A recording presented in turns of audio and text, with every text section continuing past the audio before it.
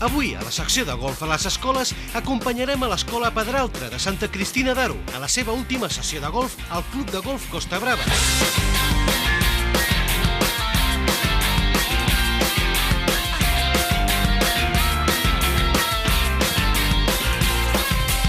Bé, d'entrada ho tinc que valorar molt positivament, ja que a la joventut se'ls ha de donar oportunitats amb nous esports que d'entrada sembla que són difícils d'accedir-hi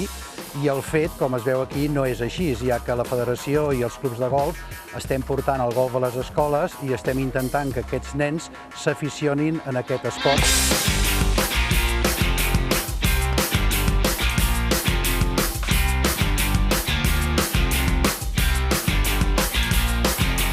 Més de 50 nens d'aquesta escola, acompanyats dels seus pares i tutors, van gaudir d'una fantàstica jornada de golf on van poder posar en pràctica tots els coneixements adquirits durant aquest curs i obtinguent un merescut reconeixement ple de regals i sorpreses.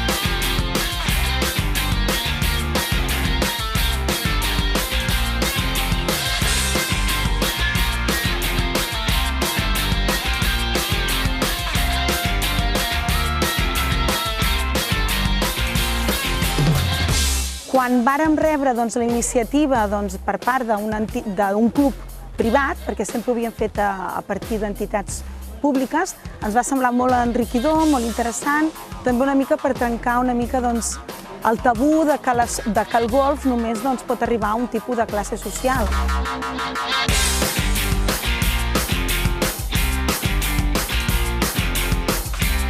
Des de l'àrea de l'Ajuntament el primer que hem de fer és donar les gràcies perquè al final s'han decidit a fer això, perquè, a veure, en realitat,